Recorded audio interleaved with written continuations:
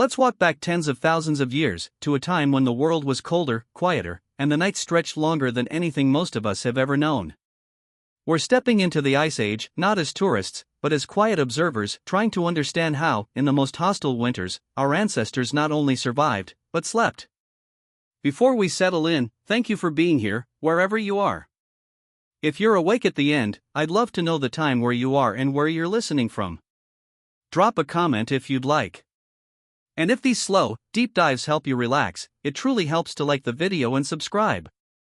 We make these for you, for rest, for wonder, for that gentle drift into another world. Now, close your eyes if you want. Slow your breath. Let the present room fade. We're going to a place of stone, fir, ember, and snow. It might sound surprising, but there's a growing idea that people in deep prehistory, especially in winter, could have slept more restoratively than many of us do today. Not because they had heated houses or soft mattresses. They didn't. But because their rhythms matched the earth, darkness at night, light by day, no buzzing screens, no midnight alarms. Their lives moved with the sun and the fire. When winter's cold took hold, they didn't panic. They prepared. They followed the season's lead. Tonight, we'll explore that, the shelters they chose, the fire they tended, the bedding they built, the rituals and stories that carried them through, the communal closeness that made deep sleep possible, and the biology, our shared biology, that still recognizes dark, cool, and quiet as invitations to rest. When most people picture prehistoric life, they picture caves. That's not entirely wrong, but not all caves were equal. Some breathed drafts like a bellows. Others sweated dampness. The best winter shelters, caves, rock overhangs, earth huts, hide tents, shared a few traits. A narrow entrance that could be blocked against wind, interior chambers that stayed near a steady cold, yes, but not lethal, nooks that held heat, ledges that lifted bodies off frigid floors. Think of it like this: they didn't try to heat the whole world. They crafted small pockets of livable warmth, a microclimate inside the cold. In the right cave, the temperature might hover around what we'd call chilly cellar weather. Not cozy by itself, but wrapped in hides, close to a banked fire, tucked beside other bodies, that became survivable, even soothing. A womb-like hollow in the heart of stone. And beyond caves, there were other winter homes. In some icy plains, people raised frames of wood or bone and covered them in reindeer or mammoth hides. In certain valleys, they built semi-subterranean huts with thick earth walls, their doorways hung with skin flaps to block the wind. Architecture tuned to winter, each detail learned by observation. Where smoke would vent, where drafts would slip, where the first light would fall. Fire wasn't just heat. It was security. Animals feared it. It lit the darkness for carving tools, sewing, whispering stories. It drew people together, gave shape to evenings, and set a rhythm through the deep night.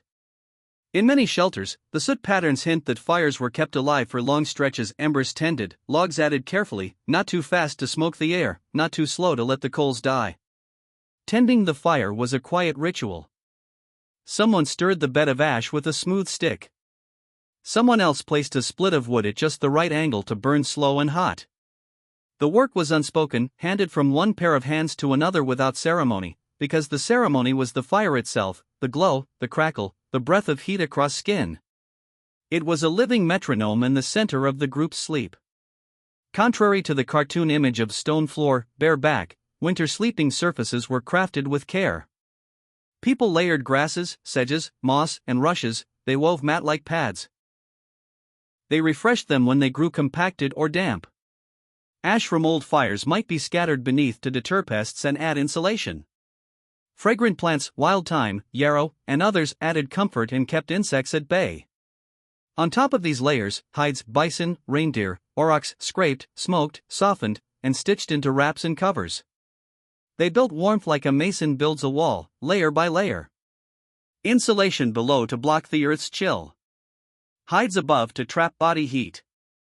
Sometimes heated stones, raked from the fire's edge, were tucked under bedding and covered, radiating gentle heat for hours. Platforms, branch lattices packed with dry plant matter lifted sleepers off the ground. In tight corners, hide screens formed windbreaks. In whiter chambers, sleeping pits lined with dry needles cupped heat like a bowl. They didn't heat the room. They heated the person. Add another person beside them, and another, and you begin to understand their genius. Shared heat, shared stillness, shared safety. The modern idea of private bedrooms and solitary beds is recent. In winter prehistory, people slept together, families, kin, sometimes the entire group in one chamber. Infants swaddled and pressed to a mother's chest. Elders placed near the warmest spot. Younger, alert adults at the edge near the entrance, half ready to rise if something changed in the wind. This wasn't just practical. It was calming. Humans co-regulate. The warmth of skin, the cadence of familiar breathing, the gentle weight of another body near yours, these things quiet a nervous system. Oxytocin flows, heartbeats synchronize, vigilance can be shared. If someone was tending the fire, others could let go. If a child stirred, a hand reached before cries gathered. Communal sleep wasn't noise. It was a soft chorus that said, without words, you're safe, you're home, sleep now. Without electricity, winter nights are long. For many people in the past, and in some non-industrial societies today, sleep comes in segments. You drift off soon after. Dusk, sleep deeply, then wake for a while, a midnight watch, tending coals, whispering, mending, or simply thinking. Then back to sleep until first light. This pattern, 2 sleeps with a quiet island in between, may have been normal. It reduces the pressure to sleep all at once, and it builds natural safety checks into the night. In winter, with 12 to 14 hours of darkness, the body often accepts that invitation to longer rest. Cooler air, fewer distractions, and the steady signal of firelight followed by darkness mean melatonin flows, and sleep deepens. Imagine the sensory world of a winter shelter. The smell of smoke, not choking, just present. The mineral scent of stone. The warm leather note of cured hides. The clean bitterness of ash. Maybe a handful of crushed leaves scattered on bedding. Smell is memory, and in a place where every night repeats the same sense, the body learns, this is where we sleep. The soundscape is just as gentle. The pop of sap in a log. The occasional sigh of someone turning over. The muffled hiss of wind in a narrow entrance. Far away, maybe an owl or a fox. Nothing jarring, nothing mechanical. So instead of drowning out noise, the brain tunes itself to it, letting the ordinary sounds of night drift by, saving its attention for what actually matters. That's practiced sleep, not fragile sleep. And then, there's silence, the vast winter hush outside. The kind of quiet that makes a small sound feel large. In that deep stillness, senses settle. The mind, which is often overstimulated in our time, softens its edges. Calm takes root. Winter nights were not without danger. Predators, rival groups, storms. But safety wasn't left to hope, it was designed. Fire near the sleeping area, but not too near, a line of sight toward the entrance, tools within reach, a watchful sleeper on the periphery. Entrances could be blocked with hides or stones. Choice of site mattered. A ledge with a narrow approach, a chamber with echoes that carried footsteps, a shelter with morning sun. Because vigilance was shared, one person's light sleep allowed another's deep sleep. Responsibility distributed across the group, the original security system. Every evening repeated a quiet choreography. Hides shaken and laid flat. Kindling stacked. Children soothed with long, low-paced stories. Voices softened, laughter muted, movements slowed. No one called it sleep hygiene, but the result was the same, predictable cues that told body and brain, we're safe, it's time. Much of this knowledge flowed through the hands of women, softening hides so they didn't stiffen in the cold, weaving plant mats, choosing herbs that scented the air and calmed infants, keeping the sleeping area dry and fresh. Wisdom not written down, but held in practice, handed to daughters by doing. With long winter dark came more room for dreams. For many traditional societies, dreams aren't mere fantasy. They carry meaning. A dream of a herd might guide a scout. A dream of cracking ice might warn against a rout. Stories told at night sometimes emerged from dreams, and, in turn, fed dreams, a circular exchange between waking myth and sleeping vision. Whether or not every dream bore insight, the effect on mood and memory was real. Deep sleep knits tissue and stabilizes emotion. REM sleep helps process experience and strengthen learning. Night after night, in the hush of winter, sleep did this work, quietly repairing bodies, steadying minds, consolidating culture. What you eat shapes how you sleep. In winter, people ate to sustain warmth, fat and protein, marrow, slow-simmered broths, dense mixtures of rendered fat with berries or nuts, compact energy for a long night. A warm meal before bedding meant a warm core. Paired with hides and shared heat, it tilted the night toward comfort. And on the hardest nights, the screeching wind nights, the breath-freezing Madère nights, people did less, not more. They deepened stillness. Fire kept low and efficient. Words scarce. Sleep longer. Not laziness, strategy. Let rest do its quiet work while the storm burned itself out. Shelters weren't static. They evolved across a season. Bedding moved deeper into a cave as cold intensified, closer to the entrance as days lengthened. Hearths rebuilt with broader stones to hold heat. Hide screens adjusted inch by inch to block a new draft. Tools shifted to the spot where a nighttime hand might reach without fumbling. This wasn't decor. It was survival by design, small, constant adjustments that turned a harsh environment into a livable one. Our biology loves cool, dark, and quiet. Lower ambient temperatures help melatonin flow. Darkness cues it. Predictable sounds, or no sounds, let the brain sink. Fetal positions conserve heat, protecting vital organs, especially when curled beside another warm body. Breathing, in cold, often slows and grows shallower, conserving moisture and heat. None of this required instruction. The body knows. There's even debate among researchers about whether ancient winters pushed humans toward short bouts of torpor, mini-hibernation. Whether or not that occurred, the clear point is this: early humans were efficient conservers of energy in winter. Sleep was their tool. Deep within some caves, paintings bloom across walls, animals, signs, handprints. The torchlit chambers where people painted have acoustics that shift sound and light in uncanny ways. Some scholars think certain deep rooms were used for ritual, for trance, for dreamwork. Perhaps people slept there occasionally, seeking some liminal state. Whether or not that's so, winter nights carried a sacred charge. Sleep wasn't just absence. It was a passage. Solstices may have been marked by vigils, long night wakes, and then intentional deep rest. Certain shelters catch first light at particular times of year. In winter, when dawn finally returned, even a sliver of sun across a floor could feel ceremonial. Without modern medicine, winter illness was real. The response wasn't frantic activity, it was tenderness. A sick person swaddled tighter, placed nearer the heat, fed slow, nourishing broths. Others woke more often to listen for a breath, to adjust a hide, to put a warm stone at cold feet. Sleep became medicine. Grief lived here, too. Not hidden. Elders faded in the same circle where they'd slept for years. Farewells were whispered by firelight.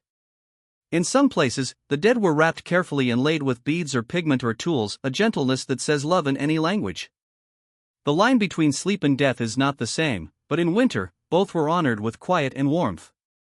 Children learned winter sleep not by lessons but by living in it. They watched how embers were stirred. Which corner was warmest? Which herb soothed their cough? How to bank a fire for slow heat? How to lie so a hide didn't slip? They absorbed the patterns until the patterns became theirs. Night after night, the cave itself was a teacher. Sleep, not just rest, was instruction. Eventually, winter loosened. At first, only the light changed, a few more heartbeats of brightness at dawn. Shadows shifted. People noticed, not always with words. Sleep shortened a little. Fire tending needed fewer hands. The group prepared to widen its day. The lesson here is simple and profound: they didn't fight the season, they moved with it. Long nights asked for long rest. Returning light asked for rising activity. Nature conducted, people followed. It's tempting to picture winter prehistory as endless discomfort. But look again. What you see is elegance. Not comfort by our standards, but profound intelligence, shared heat, thoughtful space, sensory gentleness, predictable ritual, flexible sleep cycles, social trust. Survival wasn't achieved only by sharper spears, it was carried by better rest. Restoration is a survival tool. And that genius didn't need words. It lived in repeated actions, the way a hide is folded, the decibel of evening voices. The timing of a story that slows just as eyes begin to close, the hand that finds another in the dark without searching. Our bodies remember more than we think. Even now, turn off the lights and screens, lower the room temperature, lie close to someone you trust, and watch what happens. Breath slows. Muscles soften. Worry quiets. Something in you recognizes the conditions. Not nostalgia, biology. We still carry the rhythms of fire and dark, of shared breath and stillness. They're not relics. They're active, waiting for our attention. Sometimes we glimpse them, during a power outage when the house falls silent and sleep comes heavy, on a cold camping night when you wake to the way the air has cooled and, without thinking, curl closer, on a winter morning when, despite alarms, your body wants another hour and isn't wrong. When the wind screamed and the cold bit hard, they didn't speed up. They slowed down. That wasn't defeat. It was wisdom. Stillness allowed tissue to heal, minds to reset, spirits to hold. Sleep bridged the hardest nights, so that when the storm passed, people stepped into pale sun rested enough to try again. On the scale of whole lifetimes, winter taught patience. It taught small adjustments instead of grand gestures. It taught that safety can be constructed from rhythm and care, predictable evenings, careful fire, shared breath, quiet. Let yourself sink into one imagined winter night. The entrance is blocked with hides. The air inside is cool, but not cutting. The hearth glows, a low bed of coals with one log, its end charred, its other end catching slowly. Bedding is layered dry plant matter beneath, hides above. You find your place between a sleeping child and someone whose breath you recognize. Your body curls without instruction. A hand tucks a hide over your shoulder. The cave smells like smoke, stone, and leather, and something sweet, dried herbs near the fire. The draft changes for a moment. Someone stirs, slides a warm stone near cold toes, shifts a screen a hand's breadth to block a seam of air, then lies back down. No words. The crackle resumes. The rhythm holds. You drift. You rise during the night watch, no clock, no reason, just a soft wakefulness. You place two thin sticks to kiss the coal and make a small, hot flame, you watch it take. You listen to the wind far away. You lay back down. The second sleep is deeper, dream-heavy. When pale light finally threads across the floor, breath by breath, the cave wakes not with an alarm but with a stirring, hides rustle, embers brighten, voices murmur low. The shape of morning is gentle. They didn't need data to know that cool air, darkness, and quiet promote sleep, that familiar scent calms, that proximity soothes, that predictable rituals matter. They knew it because they lived it. The winter sleep of prehistory wasn't an accident. It was created, layered, tended, shared. We can't live in caves again, and we don't need to. But we can borrow the old structure, dim light as evening deepens, warmth close to the body rather than heating the whole house, soft repetition, same order, same cues, less noise, or good noise, like fire or rain, closeness when it's safe, unhurried time, acceptance that winter wants more sleep, not less. None of this is nostalgic fantasy. It's simply remembering what a human body responds to. If you're still with me, awake, drifting, or somewhere in between, thank you for walking into winter and back. If you feel calmer, heavier, closer to sleep, that's the point. Our ancestors weren't just icy silhouettes against cave walls. They were people who built rest out of darkness and fire, who trusted the group and the night, who let winter teach them to slow down. If you're still awake, I'd love to know where you're listening from and what time it is right now. Share it in the comments if you want. And if this kind of quiet exploration helps you, a like and a subscribe means we can keep making these long journeys for you. For now, let the light be low. Let the room be cool. Let your breath find a rhythm. You're safe here. Rest well. Sleep deeply. We'll travel again next time.